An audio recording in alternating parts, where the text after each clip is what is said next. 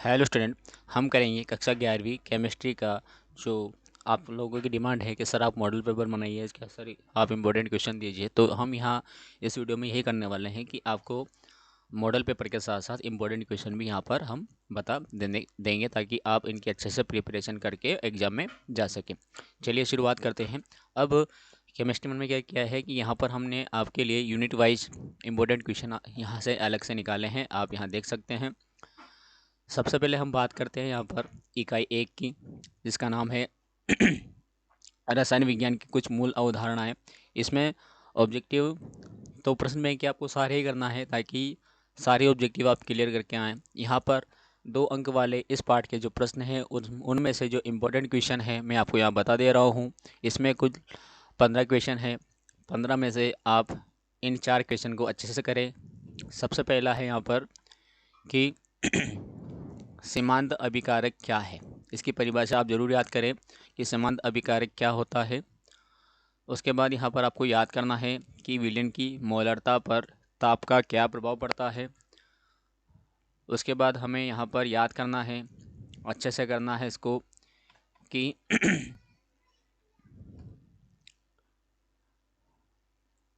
ये वाला question 12वें number वाला कि Na2CO3 अणुभार 106 ग्राम का 500 ml m/10 विलयन बनाने के लिए इसकी कितनी मात्रा आवश्यक होती है। और उसके बाद एक हमें याद करना है यहाँ पर क्वेश्चन, वो ये है क्वेश्चन नंबर 10वां, मोल और अवोगाद्रो संख्या से आप क्या समझते हैं। उसके बाद हम बात करते हैं इकाई 2 की परमाणु संरचना की। तो यहाँ से भी हम देखते हैं, तो यहाँ पर हमें 2 नंबर का नहीं, यहाँ पर हमें 3 नंबर का एक क्वेश्चन मिलता है। तो यहाँ पर कुल क्वेश्चन दे रखे हैं आपको 20।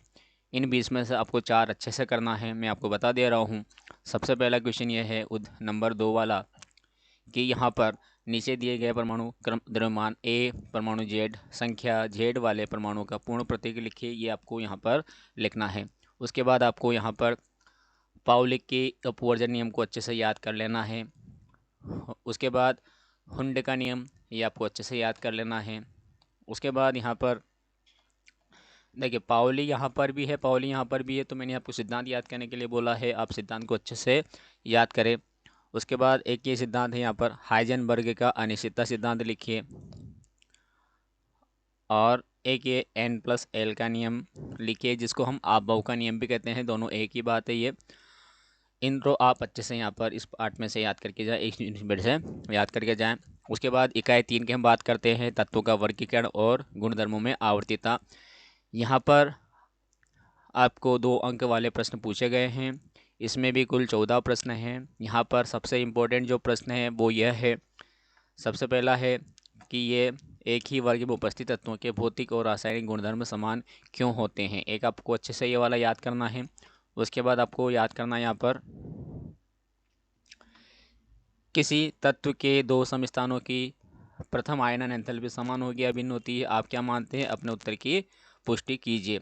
उसके बाद आपको यहाँ पर अच्छे से याद करना है बेरिलियम और मैग्नीशियम की इलेक्ट्रॉन ग्रहण एंथैल्पी लगभग 0 होती है, क्यों, और परिरक्षण प्रभाव क्या है, आपको अच्छे से याद करना है। उसके बाद इकाई 4 रासायनिक आबंधन तथा आणविक संरचना। यहाँ पर हम देखें तो यहाँ पर ऑब्जेक्टिव के बाद जो प्रश्न आते हैं वो है इसमें 3 अंक वाले। इसमें आपको अच्छे से करना है भाई ये क्वेश्चन की आबंध प्रबलता को आबंध कोटि के रूप में आप किस प्रकार व्यक्त करेंगे। दूसरा हमें यहाँ पर अच्छे से याद करना है NH3 और NF3 में किस अणु का द्विध्रुव आघूर्ण अधिक है और क्यों। और उसके बाद यहाँ पर हमें 2 क्वेश्चन और अच्छे से कर लेना है। निम्नलिखित में सिग्मा और पाई बंध की संख्याओं की आबंधों की कुल संख्या बतानी है। और यहाँ पर हमें एक और कर लेना है क्वेश्चन नंबर 9, बेरिलियम फ्लोराइड और ऑक्सीजन फ्लोराइड दोनों त्रिपरमाणु अणु होने के बाद भी इनकी आकृतियाँ अलग अलग है, क्यों। उसके बाद यहाँ हम बात करते हैं इकाई 5 की द्रव्य की अवस्थाएं। इसमें से कुल 5 अंक के प्रश्न आना है, जो 2 अंक का और 3 अंक के रूप में होंगे। यहाँ पर हम पहले 2 अंक की बात कर लेते हैं। तो पहला क्वेश्चन यहाँ पर आता है, इसमें से एक न्यूमेरिकल भी आप अच्छे से तैयार कर लें, क्योंकि हो सकता है इसमें से न्यूमेरिकल भी आ जाएं। पहला वाला आप अच्छे से कर सकते हैं कि 30 डिग्री सेल्सियस तथा 1 बार दाब पर वायु के 500 डेसीमीटर क्यूब आयतन को 200 डेसीमीटर क्यूब तक संपीड़ित करने के लिए कितने न्यूनतम दाब की आवश्यकता होगी। उसके बाद यहाँ पर आप कर सकते हैं कि क्रांतिक दाब और क्रांतिक आयतन क्या है, इनकी परिभाषा आपको अच्छे से याद कर लेनी है।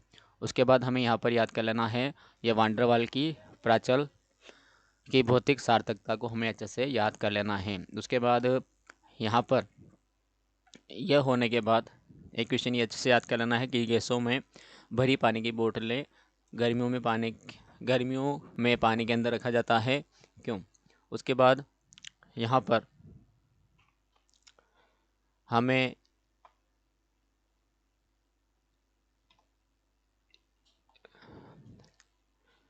एक ये याद कर लेना है यहाँ पर कि एक फ्लास्क की धारिता 1 लीटर है। यदि 27 से 37 डिग्री तक गर्म किया जाता है तो इसमें कितनी वायु निकल जाएगी। एक हमें अच्छे से यहाँ पर ये वाला क्वेश्चन आंसर याद कर लेना है।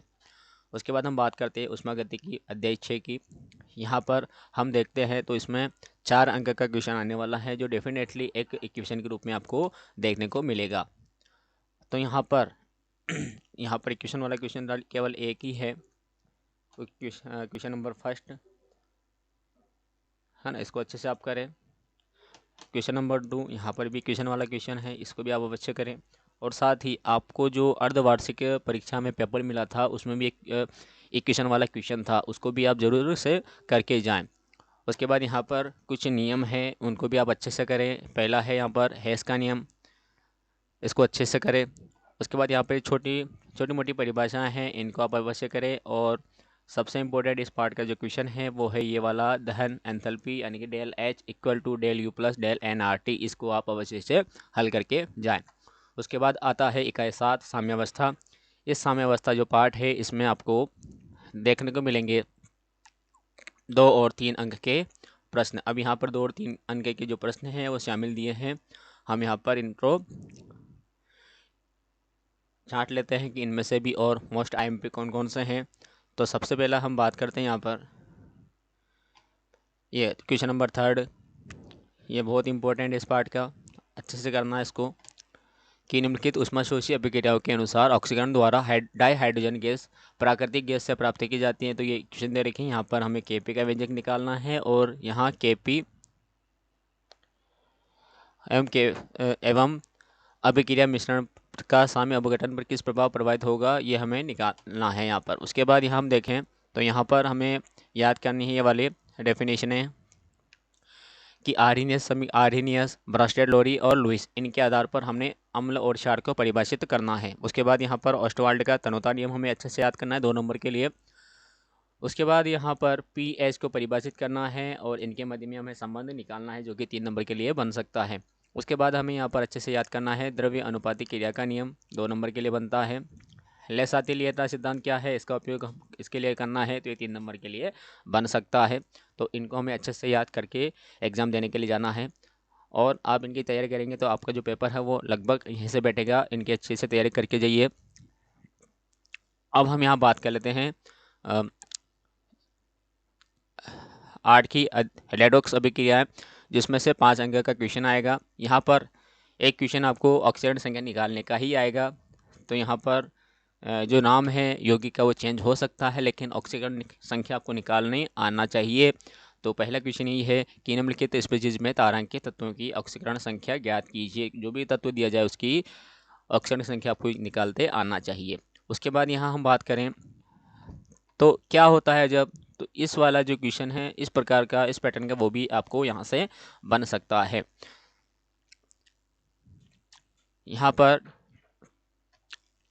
उनमें से क्वेश्चन यहाँ पर है ये वाला क्वेश्चन नंबर 5 की अभिक्रिया देते हुए सिद्ध कीजिए कि हेलोजनों में फ्लोरीन श्रेष्ठ ऑक्सीकारक तथा हाइड्रोहेलिक यौगिकों में हाइड्रोआयोडिक अम्ल श्रेष्ठ अपचायक होते हैं। और एक क्वेश्चन आपको अच्छे से करना है कि निम्नलिखित रेडॉक्स अभिक्रियाओं को संतुलित कीजिए।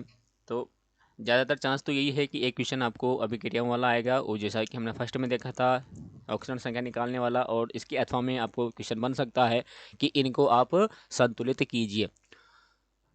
इनको अच्छे से करके जाइए। उसके बाद ये क्वेश्चन नंबर 7, यहाँ पर हमें सीजियम की, नियोन की और आयरन की आयोडीन की तथा फ्लोरीन की में ऐसे तत्वों की पहचान कीजिए जो यहाँ पर ये दे रखे हैं, इनको आपको अच्छे से करके जाना है। उसके बाद यहाँ पर इकाई 9 की हम बात करें हाइड्रोजन की, तो यहाँ पर इकाई 9 में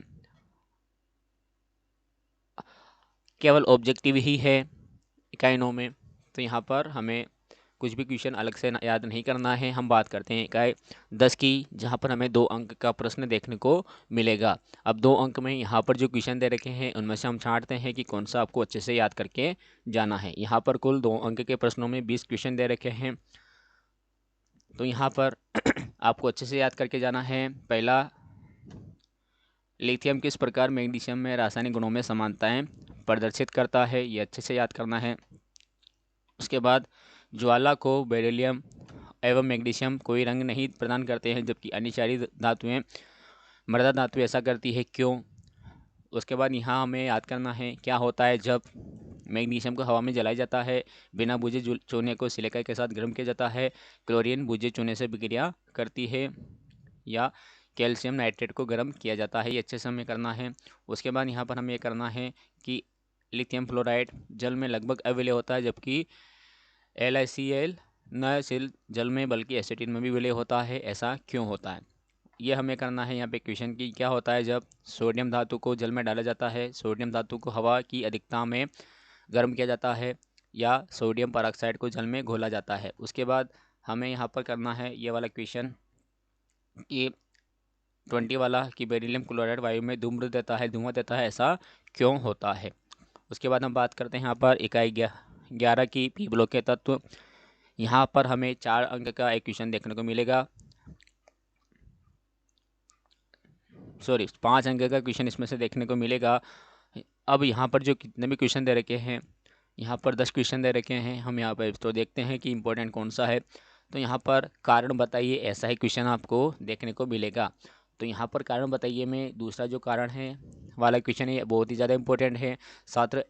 सांद्र NSO3 का परिवहन एल्यूमीनियम के पात्र द्वारा किया जा सकता है, ये आप क्वेश्चन ध्यान से पढ़ लीजिएगा। उसके बाद यहाँ पर जो इम्पोर्टेंट क्वेश्चन बनता है वो ये बनता है कि निम्नलिखित प्रभाव को समझाइए। अक्रिय रूप युग्म प्रभाव क्या होता है, अपरूपण क्या होता है, संकलन क्या होता है। उसके बाद ये इसमें क्वेश्चन ये वाला है, इसको भी अच्छे से याद करें कि बोरान ट्राई हैलाइड लुईस अम्ल की तरह व्यवहार करते हैं, क्यों? उसके बाद ये BF3 BeCl3 BBr3 और Bl3 की तुलनात्मक अम्लीय शक्ति को समझाइए। उसके बाद हम बात करते हैं यहाँ पर इकाई 12 की, जिसका नाम है कार्बनिक रसायन। इसमें से आपको 2 अंक के 2 क्वेश्चन देखने को मिलेंगे। तो यहाँ पर हमें यहाँ पर इनके जो यौगिक हैं उनका नाम बनाना आना चाहिए। तो पहला क्वेश्चन यही है यहाँ पर कि आबंध रेखा सूत्र इनके बनाने हैं आइसोप्रोपिल अल्कोहल के और 2,3-डाइमेथिल ब्यूटेनॉल के। उसके बाद यहाँ पर इसकी परिभाषा हमें अच्छे से याद कर लेनी है। इलेक्ट्रॉन नाभिक, इलेक्ट्रॉन स्नेही क्या होते हैं और नाभिक स्नेही क्या होते हैं। उसके बाद यहाँ पर ये जो चौथा क्वेश्चन है, नाभिक स्नेही तथा इलेक्ट्रॉन स्नेही में इनको वर्गीकृत करना है। उसके बाद हमें यहाँ पर प्रेरणिक प्रभाव और इलेक्ट्रोमैग्नेटिक प्रभाव में 2 अंतर यहाँ पर याद करने हैं। उसके बाद हमें यहाँ पर इनके जो क्रियात्मक सूत्र है, संरचनात्मक सूत्र है, वो यहाँ पर याद करने हैं कि बेंजल्डिहाइड का सूत्र क्या होता है, एसीटोन, इथाइल एसीटेट और एसीटेमाइड का सूत्र क्या होता है, संरचनात्मक सूत्र कैसे लिखा जाता है। उसके बाद हम यहाँ पर करते हैं इसका इकाई 13, जिसमें आपको देखने का मिलेगा 3 अंक का क्वेश्चन। तो यहाँ पर देखिए 3 अंक का क्वेश्चन जो मिलेगा उसमें 12 क्वेश्चन दे रखे हैं। हम यहाँ से इसमें से मेन निकालते हैं। तो सबसे पहला मेन यहाँ पर निकलता है कि बेंजीन को निम्न में से कैसे परिवर्तित करेंगे, है ना। बेंजीन से हम नाइट्रोबेंजीन कैसे बनाएंगे, नाइट्रोलिन कैसे बनाएंगे, एसिडोफिनोन कैसे बनाएंगे, ये हमें अच्छे से तैयारी करके जानी है। उसके बाद हमें यहाँ पर कर सकते हैं एक ही क्वेश्चन, यहाँ पर बेंजीन में 3 द्विबंध होते हैं फिर भी अत्यधिक स्थायी होता है, ऐसा क्यों होता है। उसके बाद हम यहाँ पर इम्पोर्टेंट जो है वो है ये कि आप निम्नलिखित यौगिकों को बेंजीन में कैसे परिवर्तित करेंगे, ये वाला क्वेश्चन अच्छे से करना है आप। एथाइन, सोडियम बेंजोएट और फिनोल को। और लास्ट क्वेश्चन यहाँ से हम देख लेते हैं, हैकेल का नियम लिखिए। हैकेल भी बोला जाता है। और निम्नलिखित में से यौगिक कौन सा यौगिक आयन या एरोमेटिक नहीं है, ये अच्छे से आपको करके जाना है। तो ये रहा है यहाँ पर केमिस्ट्री के वेरी वेरी इंपॉर्टेंट क्वेश्चन जो आपको लगभग तैयारी करके जाना है। साथ ही इनके अलावा आपको अन्य क्वेश्चन भी याद करना है। वीडियो अच्छा लगा हो तो वीडियो को लाइक, शेयर और चैनल को सब्सक्राइब अवश्य करें। साथ ही बेल आइकन को आप ज़रूर ऑन करें ताकि आगे आने वाली वीडियो का नोटिफिकेशन आपको मिलता रहे। धन्यवाद।